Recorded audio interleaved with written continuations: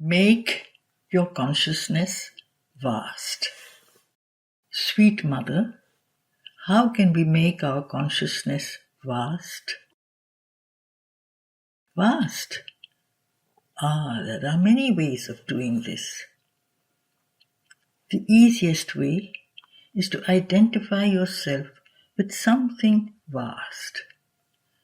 For instance, when you feel that you are shut up in a completely narrow and limited thought, will, consciousness, when you feel as though you were in a shell, then if you begin thinking about something very vast, as for example, the immensity of the waters of an ocean, and if really you can think of this ocean and how it stretches out far, far, far, far in all directions like this, Mother stretches out her arms, how compared with you it is so far that you cannot see the other shore.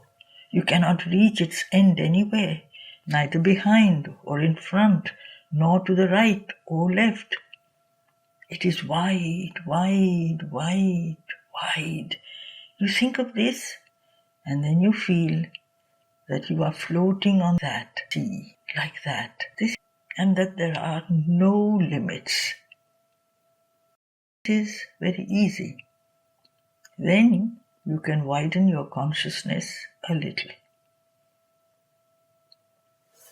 Other people, for example, begin looking at the sky, and then they imagine all those spaces between all those stars and all, that kind of infinity of spaces in which the earth is a tiny point, and you too are just a very tiny point, smaller than an ant on the earth.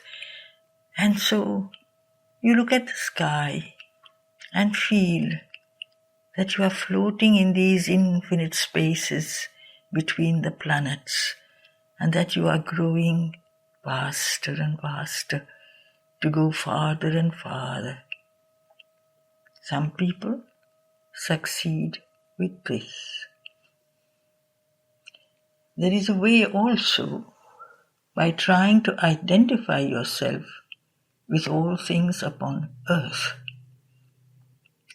For example, when you have a small, narrow vision of something and are hurt by others' vision and point of view, you must begin by shifting your consciousness. Try to put it in others and try gradually to identify yourself with all the different ways of thinking of all others. This is a little more, how shall I put it, dangerous. Because to identify oneself with the thought and a will of others means to identify oneself with a heap of stupidities, Mother laughs, and bad wills, and this may bring consequences which are not very good. But still, some people do this more easily.